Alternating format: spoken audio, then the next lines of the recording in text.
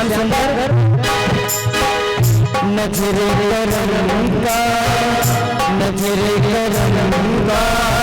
इशारा न हो, नजरे करम का इशारा न हो, नजरे करम का इशारा न हो, नजरे करम का इशारा न हो।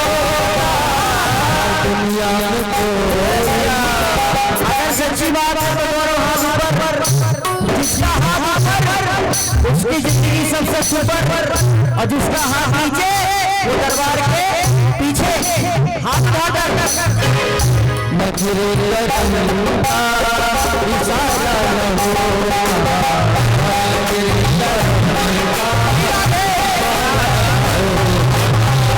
नजरे करम का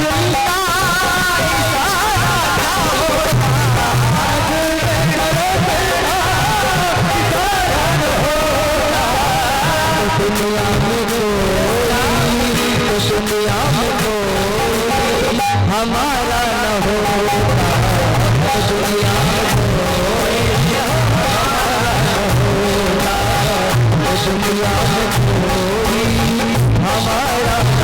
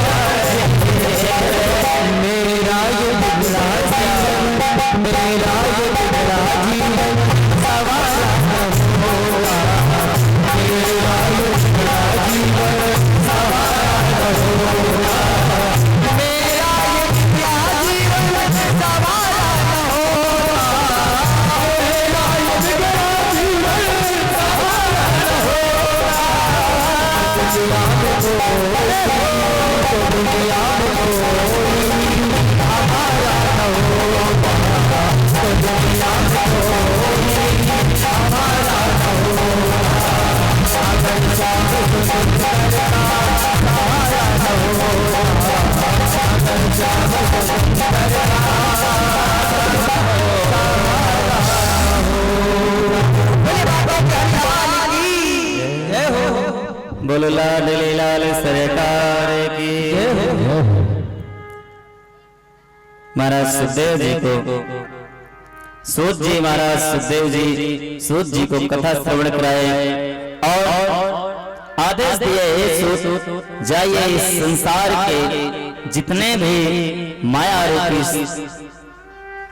एक कुचक्र है उस सभी कुचक्र से इन संतों को निकालो। जैसे सूत जी महाराज नैमिषारण्य पवित्र क्षेत्र में 88,000 ऋषि वृंद के सामने प्रस्तुत हुए, वैसे देखते हैं सूत जी ऐसे लग रहा है कोई शिरोमणि हमारे बीच उपस्थित हो रही है। जैसे कितना भी अंधेरा हो जाए संसार में और एक लाख मणि रख दिया जाए तो सभी अंधेरे को समाप्त कर देती है। उसी प्रकार नैमिषारण्य क्षेत्र में जिस समय सूत जी महाराज का आगमन हुआ, ऐसा लग रहा था कोई मणि रूपी यहाँ रत्न उपस्थित हुआ है। संत जन जब देखे कि महाराज सूत जी और छोटे से 16 वर्ष के महाराज सूत जी 12 वर्ष के थे अरे कथा छोटों से नहीं, कथा तो छोटा हो या बड़ा हो, लेकिन कथा तो भगवान की रसिक है, कथा भगवान की प्यारी है, कथा भगवान की न्यारी है।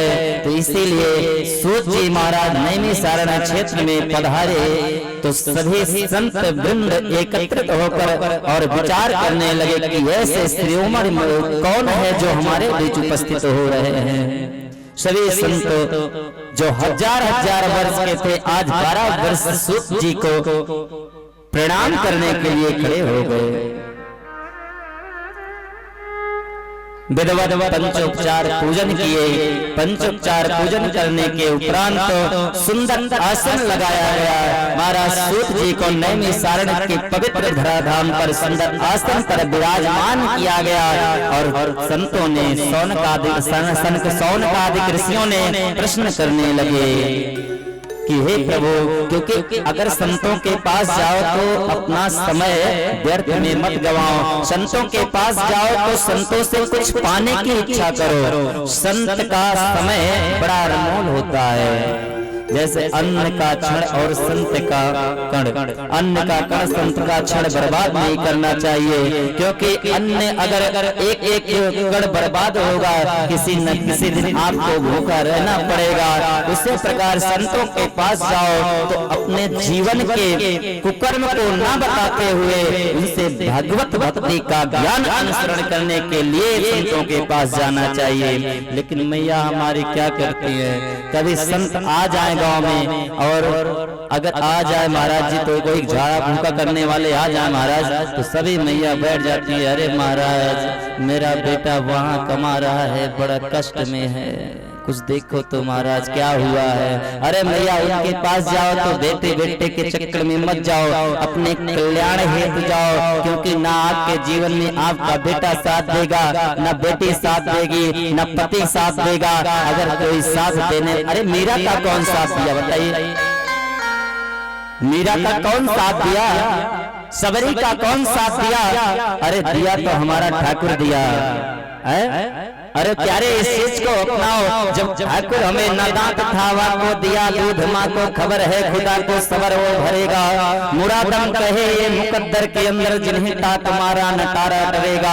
जब दांत नहीं दिए थे तो माँ के स्तन में सुंदर दूध दिए थे और उसी को पीकर बच्चा इतना बड़ा हो जाता था, हो गया। आज दांत दिए हैं तो प्रभु ये आशा लगाओ कि हमारा पति हमको खिलाएगा या हमारा पुत्र हमको खिलाएगा, हमारी पुत्री हमको खिलाएगी, हमारा नाती हमको खिलाएगा। कोई आपको खिलाने वाला नहीं है, खिलाने वाला तो है केवल ईश्वर है, पार ब्रह्म परमात्मा रूपी जो पुत्र है यही आपका साथ देगा। प्रेम से बोलो। फिर मैया वैसे आलस कर रहे, नींद लग रही है क्या मैया, नींद लग रही है क्या, बताओ ना माँ, काय को सोचने को यहाँ शर्म, अरे जो करे शर्म कोई फोटो करम है, यहाँ तो इस स्थान में तो आपको शर्म बिल्कुल नहीं करना चाहिए, इस स्थान पे आपको शर्म नहीं करना चाहिए। और ऐसे तो कथा है, अभी कुछ मैया सोच रही है कि मेरी सखी नहीं आई है इसीलिए मैं नहीं बोल रही हूँ, है ना। कोई कोई अकेली बैठी है देखो तो उनकी सखी आ जाती है तो वो हाथ उठाती हैं, चलो बहना तुम भी उठा लो, तो वो भी उठा लेती हैं, उन्हीं के चक्कर में रह गया। देखो मेरी विभा बहन है, अभी इनकी भी सहेली नहीं आई है, ये भी हाथ नीचे करके बैठे हैं।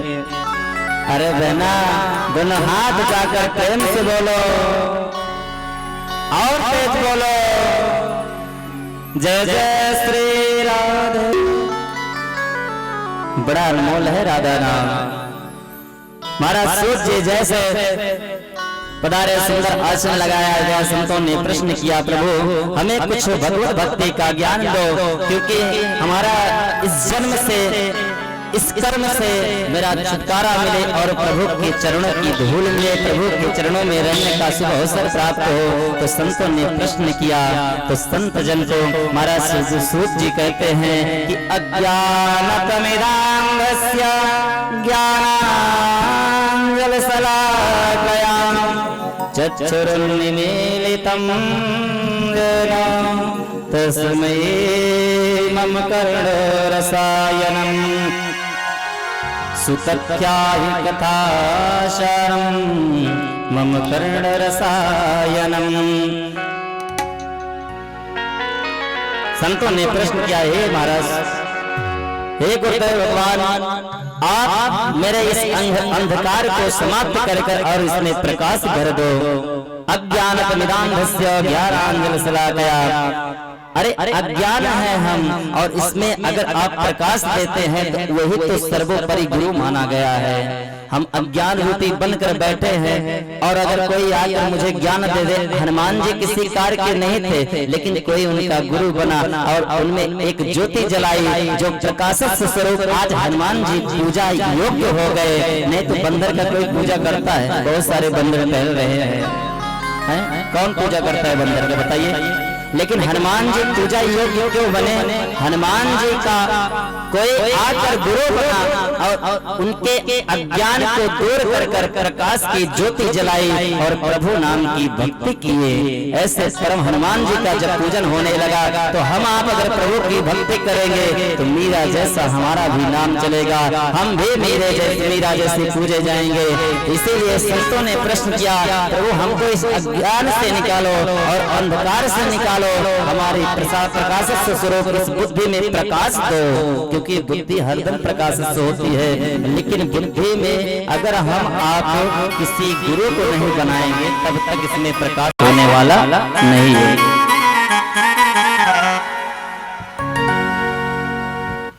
तुम्हारा सूत जी कथा श्रवण करा रहे हैं सोनकादरी ऋषियों को। कहते हैं, संतों,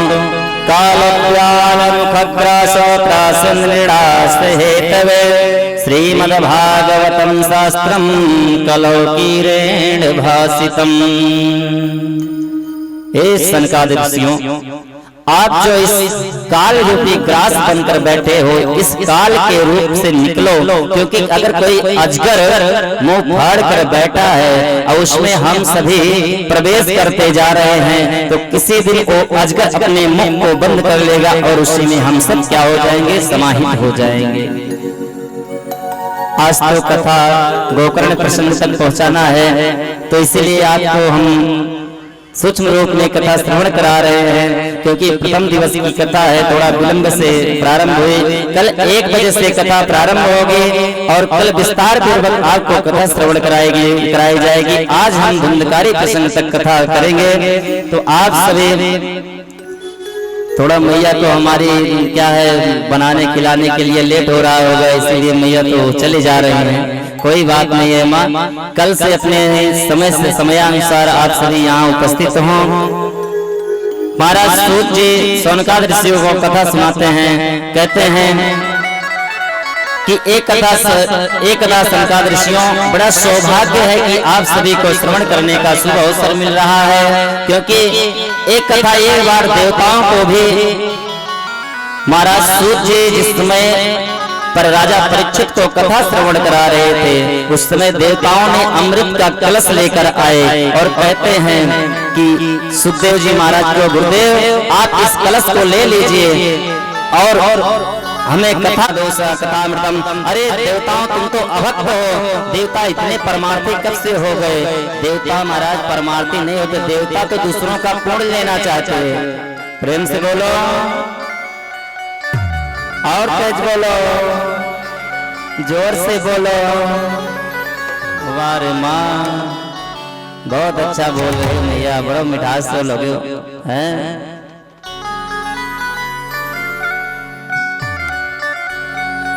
देवता बड़ा परमार्थी नहीं होते, वह स्वार्थी होते हैं। देवताओं को एक बार गरुड़ को महाभारत में प्रसंग आती है, एक बार गरुड़ महाराज को आवश्यकता पड़ी और गरुड़ देवताओं से बोले कि हे देवताओं, मुझे अमृत का कलश दे दो, मेरी माँ दासत्व से मुक्त हो जाए। लेकिन अमृत का कलश देवताओं ने नहीं दिया। आज देवता राजा परीक्षित को कथा सुखदेव जी सुनाने बैठे हैं, तो राजा परीक्षित महाराज सुखदेव जी के सामने देवता अमृत का कलश लेकर प्रस्तुत हुए और कहते हैं कि हे महाराज सुखदेव जी, आप इस कलश इस अमृत को, क्योंकि राजा परीक्षित को मृत्यु वरदान लगा था, मृत्यु हो जाएगी 7 दिन में, अमृत से इनकी मृत्यु नहीं होगी, लेकिन कथा अमृत। अब महाराज कथा अमृत श्रवण करने का शुभ अवसर कब प्राप्त होता है? कथा अमृत पृथ्वी लोक में देवता जिस कथा को श्रवण करने के लिए तरसते हैं, उस कथा को हम आप कहाँ मृत्यु लोक में बैठकर श्रवण कर रहे हैं, कर रहे हैं कि नहीं? अरे कथा श्रवण करो मैया, ये कथा श्रवणीय है, ये मोक्षदायिनी कथा है, भव से पार करने वाली है। अरे भव से पार होना है तो कथा उसी प्रकार सुनो कि इस कान से सुनो तो इस कान से मत निकालो, इस कान से सुनो तो अपने हृदय में उतार कर रखो कथा। बहुत कथा सुनी होंगी मैया, आपके छत्तीसगढ़ में परंपरा है कि हर गांव में कथा चल रही है, बड़ी भक्ति है छत्तीसगढ़ में, और बड़ा अच्छा लगता है मुझे। यहाँ पर लाड प्यार बहुत मिलता है छत्तीसगढ़ की, जितनी माताएं हैं मुझे तो बहुत लाड प्यार देती है। मैं तो छत्तीसगढ़ में बहुत ज्यादा कथा करता हूँ। अभी अक्टूबर में बेलाडीला में मेरी कथा है, ईश्वर चैनल में चलेगी, तो आप सभी अपने घर में बैठकर चैनल पर लाइव प्रसारण श्रवण करेंगे। छत्तीसगढ़ की पवित्र धराधाम पर ऐसी कथा हो रही है जिसे आप सभी बैठकर श्रवण कर रहे हैं। तो देवताओं को महाराज सुखदेव जी अभक्त समस्त कर अभक्त शिष्य दिग्गायन दादोसा कथामृतम। अरे देवताओं तुम तो अभक्त हो, कथा श्रवण कर रसपान करने योग्य नहीं हो, डांट कर महाराज सुखदेव जी भगा दिए। आगे कथा श्रवण कराते हैं। एक बार नारद जी महाराज बड़े उदास मन से टहल रहे थे, ऐसा लगता था कि नारद जी की सभी संपत्ति लुट गई हो, क्योंकि भक्ति प्रसंग आता है आगे कथा में। भक्ति मैया की कथा आती है। भक्ति मैया दक्षिण भारत में जन्म ली और वहां से आई, धीरे धीरे सभी क्षेत्र में गई, तो वृंदावन में पहुंचे तो उनके 2 पुत्र थे, ज्ञान और वैराग्य वृद्ध हो गए और बुढ़ापे को पधार गए और एकदम शरीर उनकी जर्जर हो गई। अब ये बताओ, माँ जवान हो और किसी का पुत्र वृद्ध हो जाए तो उस माँ पर क्या बीतेगी? उस माँ पे क्या बीतेगी? अगर किसी कोई माँ जवान हो और पुत्र वृद्ध हो जाए तो माँ तो सोचेगी कि ये पुत्र हमारे हैं कि किसके हैं, पहले के हमारे पति या पिता नहीं थे। तो भक्ति मैया जैसे ही वृंदावन में पहुंची तो दोनों पुत्रों ने ज्ञान और वैराग्य दोनों वृद्ध हो गए। भक्ति मैया रुदन करती हुई अपने पुत्रों के पास बैठे रहे। नारद जी महाराज देखे पूछते हैं, आप देवी कौन हो? तो भक्ति मैया रोती हुई कहती हैं कि मैं भक्ति हूँ, अहम भक्ति विख्यात है, मैं भक्ति हूँ। मेरे दो हैं पुत्र हैं, ज्ञान और वैराग्य, जो कि संसार में इनको कहीं धर्म और वैराग्य नहीं मिला, जिसके चलते ज्ञान भक्ति नहीं मिली, जिसके चलते ये वृद्ध हो गए हैं। नारद जी बड़े उदास मन से टहल रहे थे तो सनकादिक ऋषि बद्री विशाल क्षेत्र में कथा श्रवण कराने के रसिक भाव से टहल रहे थे। सनत सनंदन सनातन सनत कुमार चारों भाइयों ब्रह्मा के पुत्र थे और टहल रहे थे कि कोई भगवत रसिक मिले और उनको ये कथा परोसा जाए। तो नारद जी रास्ते में दिखे तो नारद जी से कहते हैं, अरे नारद तुम इतने उदास क्यों हो? ऐसा लग रहा है कि ऐसे परम प्रतापी ज्ञानी संत महात्मा का अगर मुख मलिनता के साथ रहे, उदास रहे तो ऐसा लगता है कि कोई आपका सारा धन चुरा कर उठा ले गया हो।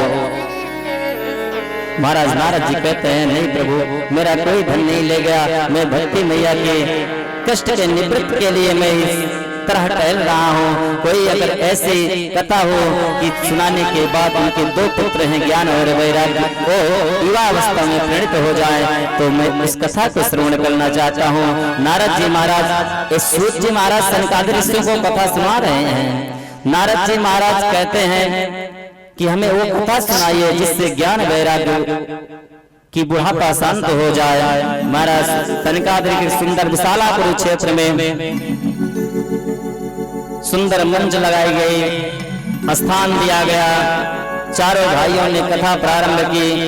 वहां सभी संत महात्मा वृंद एकत्रित होकर वहां आए। महाराज नारद जी मुख्य श्रोता बने, सुंदर कथा श्रवण हुई। और ज्ञान वैराग्य की मूर्छा समाप्त हुई। भक्ति मैया नृत्य करने लगी। आइए हम सभी भक्ति मैया के साथ 2 बार नृत्य करते हुए प्रभु हरि नाम संकीर्तन करें।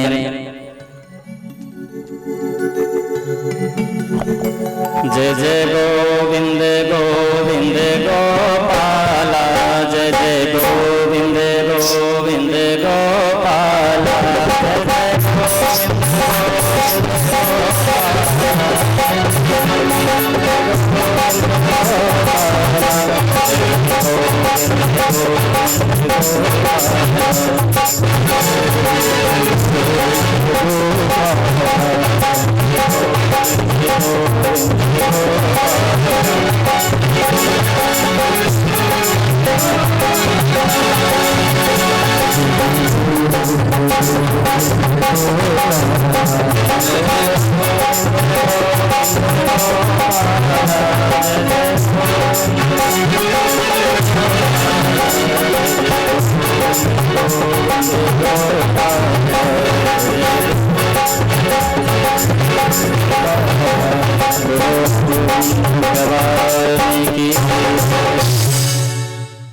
भक्ति सितौतो तरुणो गृहीत्वा प्रेमैक रूप सहसा विरासित।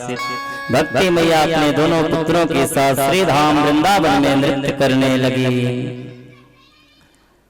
आगे कथा आती है। महाराज सनकादिक ऋषियों ने पूछते हैं, गुरुदेव भगवान ऐसे कौन कौन से व्यक्ति हैं के विशुद्धंति नवरंत मह्यम, ऐसे कौन कौन से व्यक्ति हैं जो कथा श्रवण करने से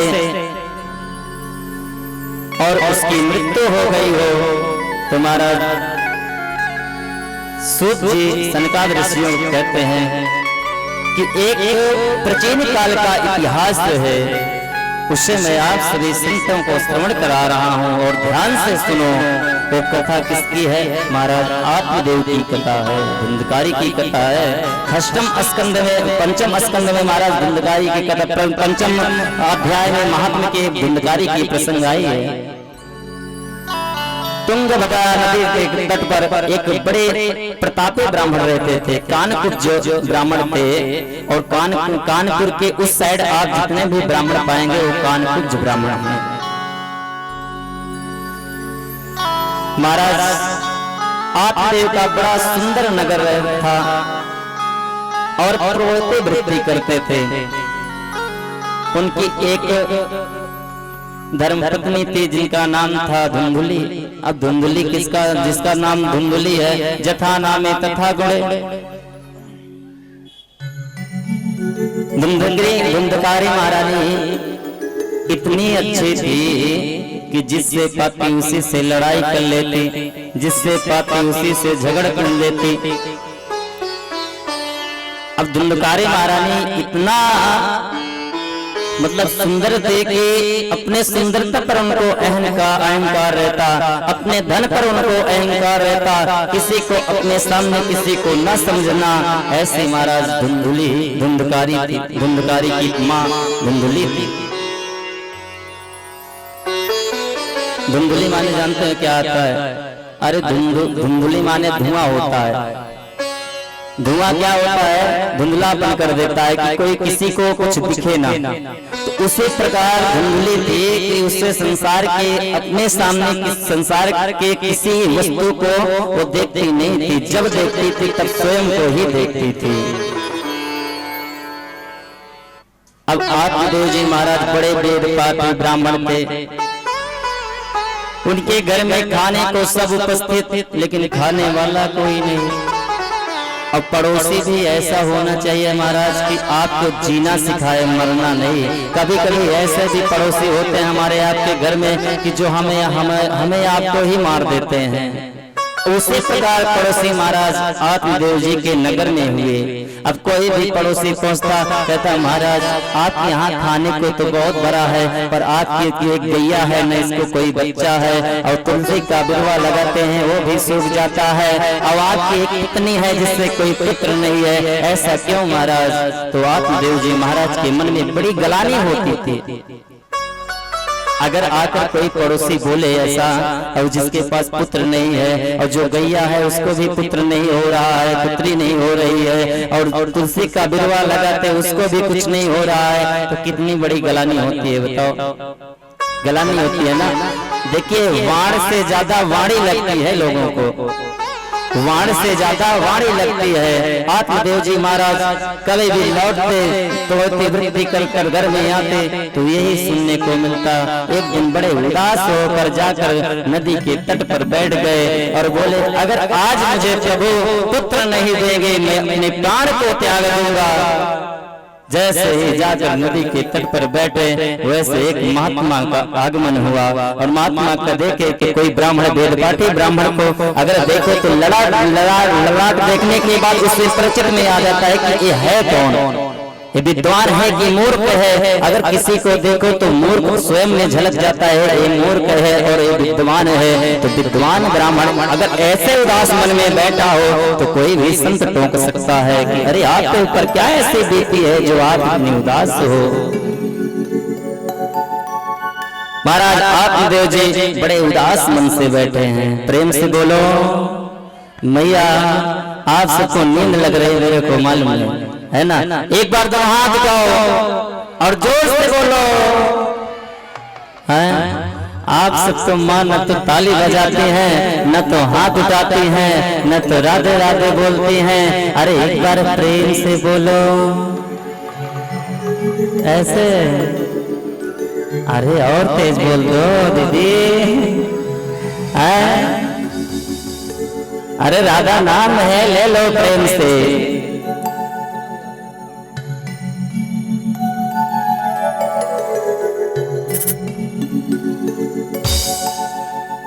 महाराज आत्मदेव जी बड़े कष्ट में रहते, जाकर नदी के तट पर रहे संत जन देखे, बोले महाराज आपको क्या कष्ट है। तो महाराज आत्मदेव जी संत का चरण पकड़कर रुदन करने लगे, हे महात्मन अगर आज मुझे प्रभु नहीं देंगे पुत्र कोई, या हमारी पिया मैया के पुत्र हो जाए, या हमारे घर में तुलसी का बिरवा उग जाए, या हमें हमारी एक पत्नी है जिसके एक पुत्र हो जाए, अगर ये सब नहीं होता तो अपना मैं प्राण त्याग दूंगा आपके चरणों में। तो संतों का संत क्या करते हैं, संत कभी ये नहीं चाहते कि हमारे पास आकर कोई और यहाँ उसकी मृत्यु हो जाए और उस मृत्यु को होने के बावजूद भी मैं भोगूं। संत कभी नहीं चाहता कि किसी की मृत्यु हो।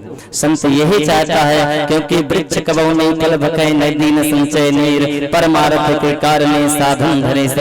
वृक्ष कभी स्वयं फल नहीं भगता, दूसरों को फल देता है, परमार्थ के लिए जीता है वृक्ष। और नदी कभी स्वयं के लिए नहीं बहती, नदी जब भी बहती है परमार्थ के लिए बहती है। उसी प्रकार संत होता है, संत जब भी बनता है तो संत ऐसा नहीं बनता मैया।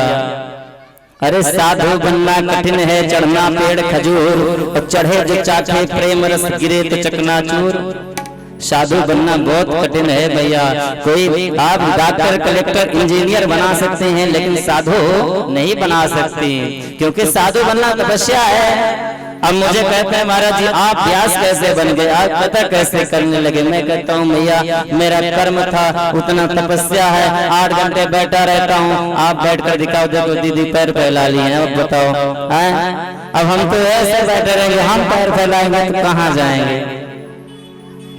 अरे तपस्या होना चाहिए, संत तभी बनता है जब इसके अंदर तपस्या होती है।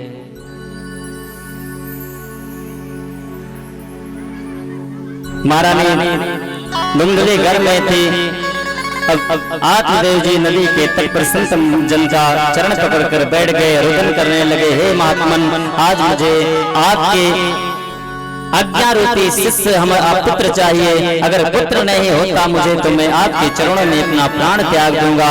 संत महात्मा जब देखे कि इतना ब्राह्मण रुदन कर रहा है और इसे किसी पुत्र की लालसा है, तो पहले तो संत ये समझाते हैं कि प्यारे औलाद के खातिर आप मर रहे हो, लेकिन जब औलाद आपको मारेगा तो क्या करोगे। अरे एक भैया थे, उनकी पत्नी आई और पत्नी क्या हुआ, मैके जाने लगे, तो भैया पत्नी को पकड़कर रुदन करने लगे। अरे कहाँ जाती हो, आप चले जाओगे तो मैं क्या करूँगा, अकेले रह जाऊंगा। अब स्टेशन पे गए, वहाँ भी उसको छोड़ने, वहाँ भी रोने लगे। अब बताओ, वहां जब रोने लगे तो एक भैया बैठे थे बगल वाली सीट पे, वो भी रो रहे थे। अब वो क्यों रो रहे थे? वो ये सोच रहे थे, वो पूछा भैया आप क्यों रो रहे? मान लो मेरी पत्नी जा रही है, मैं इसके कारण रो रहा हूँ, लेकिन आप क्यों रो रहे हो? बोले भैया जिस गाड़ी से आपकी पत्नी जाने वाली है उसी गाड़ी से मेरी पत्नी आने वाली है, इसके लिए मैं रो रहा हूँ। अब बताओ, कोई पत्नी के कारण रो रहा है और कोई पत्नी के लिए रो रहा है, तो आप नगर जी पुत्र के लिए रो रहे हैं। लेकिन किसी समय ऐसा आता है कि पुत्र के कारण रोना पड़ता है। आज मैं मैया यहीं पर कथा विश्राम करूंगा क्योंकि समय हो चुका है और वृंदावन से हमारे सभी संगीतज्ञ पधारे हुए हैं, क्योंकि दूर दूर से आते हैं। 1400 किलोमीटर पड़ता है मैया, तो थकान तो अवश्य लगना है। तो बड़े दूर से पधारे हैं तो थोड़ा आराम करना आज आवश्यक है। कल आप सभी को 1:30 बजे से कथा यहाँ श्रवण कराया जाएगा। शायद 5 बजे तक आप सभी कथा श्रवण करेंगे। 5 बजे से 6 बजे, 5:30 बजे से 6 बजे तक यहाँ रस लीला चलेगा। ब्रज से हमारे रसिक भक्त पधारे हुए हैं, जिनके द्वारा आप सभी दिव्य रस लीला का आनंद लेंगे। आज हम यहाँ ठाकुर जी की दिव्य छवि का दर्शन आप सभी के सामने प्रस्तुत होगा।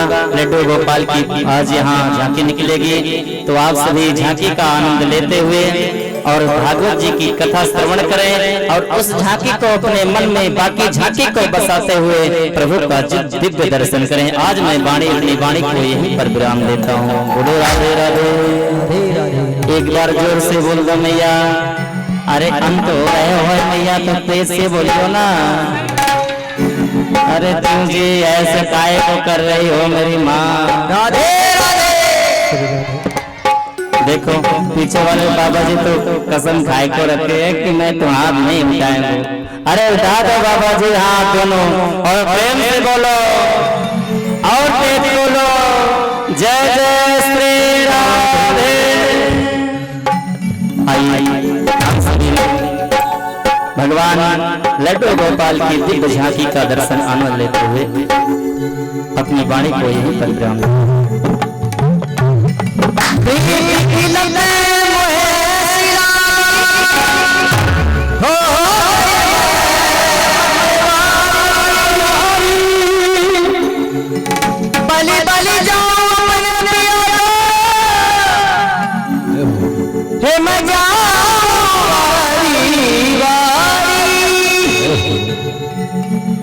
मोहे सुध बुदना रही मन की, ये तो दुनिया सारी।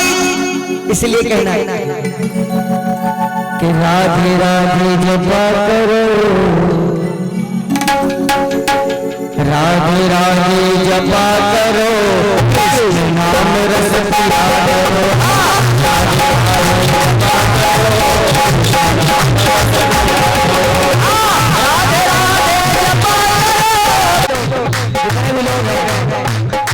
अगर झूमकर जाते हैं इस दरबार में, क्योंकि भगवान के सामने जिसने झूम लिया उसको कहीं झूमने की, नाचने की जरूरत नहीं है।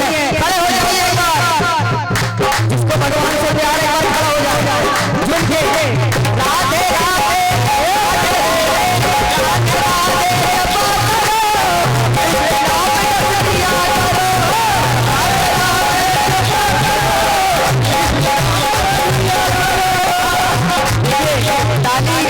ताली तो आप पैर भी बजा रहे थे। अगर खड़े हुए हैं तो क्या करना है?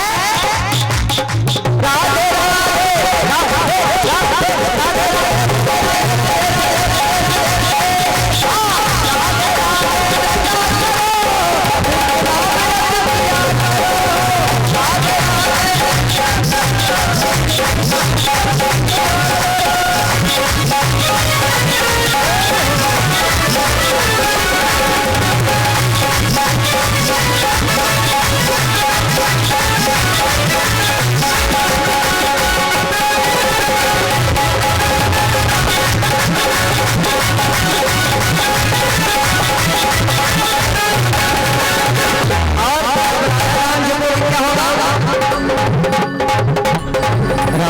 देगी तुमको सखी, राधा देगी तुमको सखी, मिलेगी तुमको मिलेगी तुमको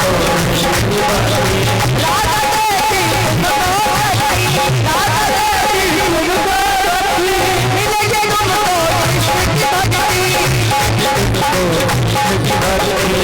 और जब कृष्ण की भक्ति मिलेगी तो ऐसे नहीं मिलेगी, दोनों हाथ ऊपर, जय हो ऊपर पूरा झूठे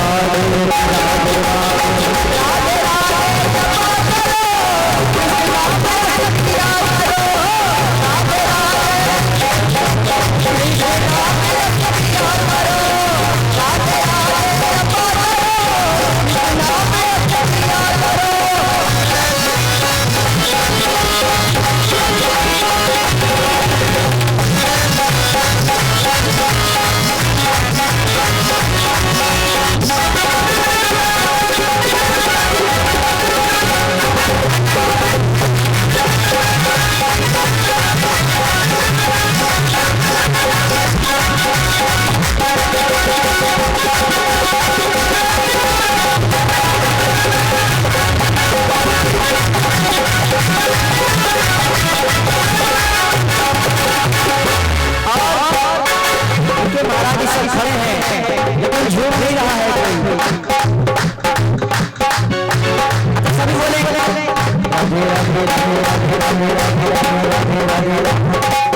आवाज उधर से आनी चाहिए, बोलिए राधे राधे राधे, पीछे वाले भी जय हो, क्योंकि अगर नाम राधा दूर हो जाएगी आपकी हर बाधा।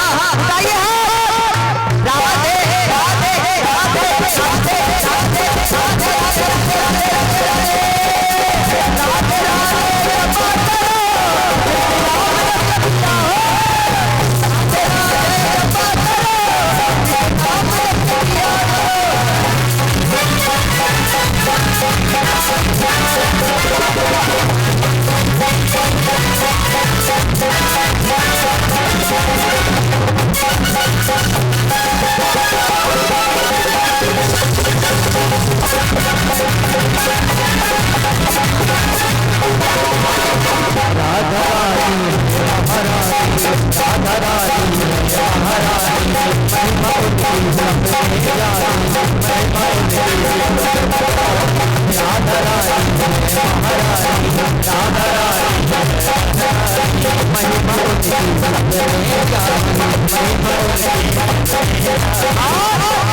महिमा उनकी सबने जानी है ना।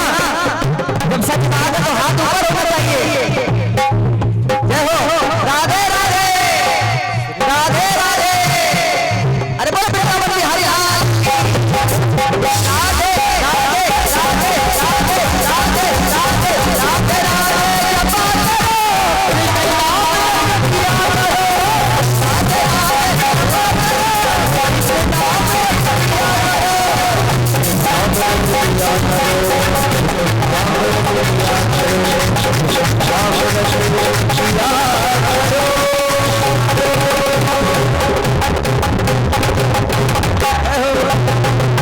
राधे राधे राधे जोर से राधे राधे राधे राधे, जय हो लाल की जय हो। आइए भगवान की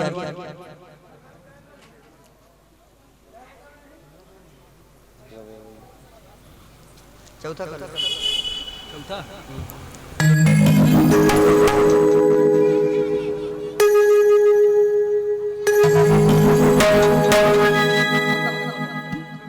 जो परीक्षित बने हैं मैया आप मंच पे आ जाएं।